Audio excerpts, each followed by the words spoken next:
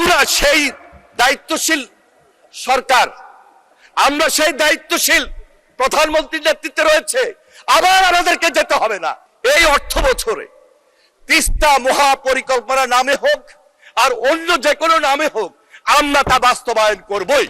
তিস্তার পাড়ে যে মানুষগুলো আছে তারা কিন্তু প্রকৃতপক্ষে প্রকৃতির সঙ্গে যুদ্ধ করছে। শুধু তিস্তার পাড়েই নয়, আপনি পদ্মায় যান, মেঘনায় যান, যমুনায় যান, ব্রহ্মপুত্র সহ সারা বাংলাদেশের 4000 কিলোমিটার নদী ভাঙন এলাকার এই মানুষগুলো তারা প্রহর গুনছে, একটা মানবতার জীবন যাপন করছে। তাদের চোখে মুখে হতাশার চাপ। কি তাদের ভবিষ্যৎ, কি হবে কোত্থেকে? এই বাজেট তারা বুঝছে না, এই বাজেট তারা দেখছে না, এই বাজেট তারা জানে না, কিন্তু তারা বাঁচতে চায়। আমি যখন কথা বলছি, মুহূর্তের মধ্যে 2 কিলোমিটার, 3 কিলোমিটার, 4 কিলোমিটার তারা ভাঙনের শিকার হচ্ছে প্রতিনিয়ত, প্রতিটা মুহূর্তে। মাননীয় স্পিকার, আমি গত 19 জুলাই তিস্তার পাড়ে গিয়েছিলাম। আমার সঙ্গে ছিলেন জাগো ভাই আন্দোলনের নেতা মাননীয় মন্ত্রী আসাদুল হাবিব দুলু সাহেব। যাওয়ার আগে আমি মাননীয় প্রধানমন্ত্রীর সঙ্গে দেখা করেছিলাম। মাননীয় প্রধানমন্ত্রী জনাব তারেক রহমান বললেন যে আমরা 2 মাসের মাথায় উত্তর পশ্চিমাঞ্চলের মানুষের জন্য, বাংলাদেশের 1 ভাগ মানুষের জন্য, 7 কোটি মানুষের জন্য, 37% মানুষের জন্য পদ্মা ব্যারেজ আমরা বাস্তবায়নের প্রকল্প হাতে নিয়েছি এবং একদিকে সেটা পাস করিয়েছি মাননীয় স্পিকার। এবং তিস্তাবাসীকে, তিস্তা অববাহিকার পাড়ে যারা বসবাস করেন ওই 2 কোটি মানুষকেও আশ্বস্ত করে আসবেন, আমরা এই অর্থ বছরে তিস্তা মহাপরিকল্পনা নামে হোক আর অন্য যে কোনো নামে হোক, আমরা তা বাস্তবায়ন করবই। মাননীয় স্পিকার, আমার সৌভাগ্য হয়েছিল মাননীয় প্রধানমন্ত্রীর সাথে চায়না সফরে। আমি চায়না সফরে গিয়েছি, আমি দেখেছি সেখানে মাননীয় প্রধানমন্ত্রীর তীক্ষ্ণ দৃষ্টি, দূরদর্শী চিন্তা, তার উইল পাওয়ার। তিনি সেখানে ওয়াটার রিসোর্স মিনিস্টারের সঙ্গে বৈঠক করেছেন, আমাদের নেতৃত্ব দিয়েছেন। তিনি সেখানে চায়নার প্রধানমন্ত্রীর সাথে বৈঠক করেছেন, নেতৃত্ব দিয়েছেন।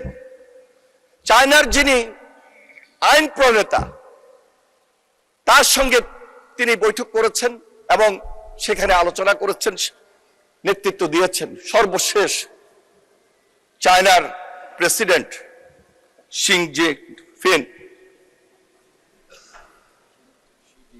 শি জিনপিং তার উপস্থিতিতে সেই বৈঠকে তার নেতৃত্বে মাননীয় প্রধানমন্ত্রী সেখানে খুব যে আলোচনাটা উঠে আসার দরকার এই মুহূর্তে, বারবার যে আলোচনাটা আমাদের বাংলাদেশে হয়েছে, তিস্তা পাড়ের মানুষকে যে আশ্বাসটুকু দিয়েছিলাম মাননীয় প্রধানমন্ত্রীর পক্ষে, দেশের পক্ষে, সেই আলোচনাটাই সেখানে আবার স্থান পেয়েছে।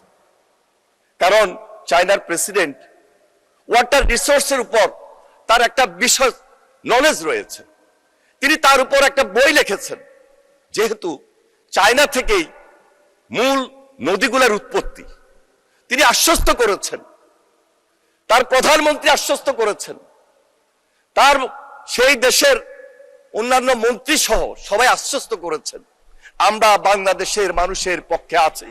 বাংলাদেশের মানুষের এই যে দীর্ঘদিনের সমস্যা তা বাস্তবায়ন করার ক্ষেত্রে সর্বপ্রথম যা কিছু দরকার সেই উদ্যোগ আমরা গ্রহণ করে দিতে চাই। মাননীয় স্পিকার, আপনি জানেন চীনের প্রযুক্তি পৃথিবীর মধ্যে সেরা প্রযুক্তি। চীন আমাদেরকে সেখানে ফিজিবিলিটি স্টাডির মাধ্যমে টেকনিক্যাল সাপোর্ট দিতে তারা সম্মত হয়েছেন। শুধু তাই নয়, চীন সেখানে উল্লেখ করেছেন বাংলাদেশের সামগ্রিক নদী ব্যবস্থাপনায় যা যা কিছু দরকার চীন সরকার তারেক রহমানের পাশে থাকবে, চীন সরকার বাংলাদেশের জনগণের পাশে থাকবে। মাননীয় স্পিকার, আমরা বাংলাদেশের একটা বিশেষ টিম ইতিমধ্যে কাজ শুরু করেছে।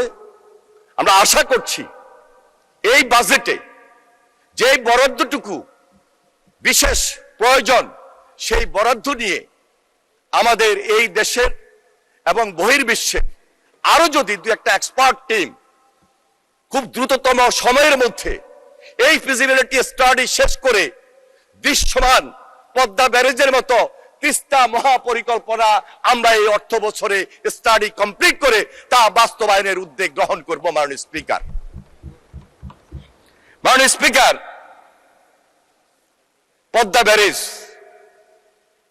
আমাদের উত্তর পশ্চিমাঞ্চলের মানুষের দীর্ঘদিনের একটা স্বপ্ন ছিল। ফারাক্কা ব্যারেজ আমাদের সেই স্বপ্নকে শুধু শুষ্ক মৌসুমে নয়, বর্ষা মৌসুমেও আমাদের সেই স্বপ্নকে যতই আমাদের সঙ্গে চুক্তি ছিল আমরা বাস্তবায়ন করার ক্ষেত্রে সেই সুবিধাটুকু পাই নাই। আমরা পানির হিস্সা পাই নাই। আমরা বিভিন্নভাবে বঞ্চিত ছিলাম। এখনো আমরা অনেকটাই বঞ্চিত।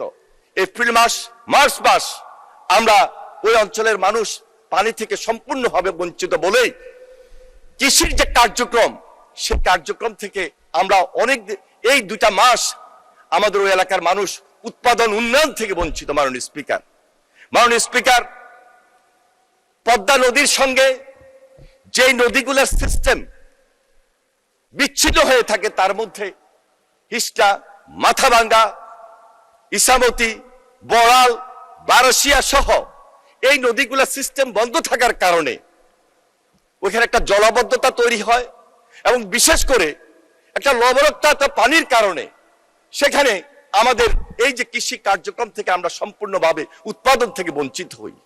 বিশেষ করে সুন্দরবন যে এলাকা, এই সুন্দরবন এলাকায় মাননীয় স্পিকার ইকো সিস্টেমের যে ভারসাম্য, এই ভারসাম্য থেকে সম্পূর্ণভাবে আমরা সেখানে বঞ্চিত হয়ে রয়েছি। মাননীয় স্পিকার, তাই আমরা আজকে যে পদ্মা ব্যারেজ একটাকে পাশ করেছি, সিদ্ধান্ত নিয়েছি খুব শীঘ্রই টেন্ডার প্রক্রিয়ার মধ্য দিয়ে এই কাজ শুরু হবে এবং আমাদের দেশবাসী ওই যে 3 ভাগের 1 ভাগ ওই অঞ্চলের মানুষ, পুরা দেশের মানুষ আমরা আমাদের জীবন জীবিকা যেটা ফিরে পাওয়ার তা আশা করি ইনশাল্লাহ আমরা সেখান থেকে মুক্তি পাবো। মাননীয় স্পিকার, তিস্তা নদীর স্থায়ী সমাধান এবং এই যে উত্তরবঙ্গের যে অর্থনীতির রূপান্তর, আমার বিশ্বাস আমাদের এই ধারাবাহিকতা এই প্রক্রিয়ার মধ্য দিয়ে আমরা ওই অঞ্চলের মানুষকে সম্পূর্ণ সুযোগ সুবিধা দিতে সক্ষম হব। মাননীয় স্পিকার।